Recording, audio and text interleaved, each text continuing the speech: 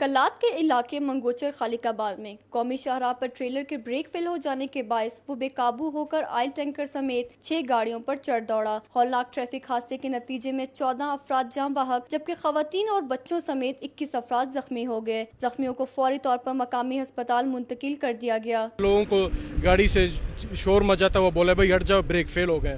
بہرحال اس دوران اس کی ایک بار یہ ویگن سے ٹکر ہوئی ہے جس میں زیادہ تر کیجولٹیز ویگن میں ہوئی ہیں۔ واقعے کے فوری بعد پولیس، فائر بریگیڈ اور مقامی انتظامیہ موقع پر پہنچ گئی۔ صوبائی مشیر خزانہ میر خالد خان لاگو نے جائے وقوع کا دورہ کیا۔ ان کا کہنا تھا کہ بارہا اس شاہراہ کی مرمت سے متعلق NHA کو لکھ چکے ہیں مگر سنوائی نہیں ہوئی۔ چیئرمین NHA کو لکھ چکا ہوں، میں سیکٹری کمیونیکیشن اسلام آباد کو بھی لکھ چکا ہوں، ہمیں پتہ تھا پہلے بھی اس طرح کے واقعات ہوتے رہے ہیں، تو اللہ ان کو اسلام آباد والوں کو ہدایت کرے کہ وہ ہمارے گزارش سنیں۔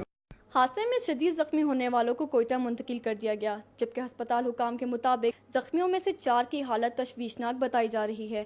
کیمرہ مین خیر محمد بلوچ کے ساتھ ہنا نسیم، کیپٹل TV، کوئٹہ۔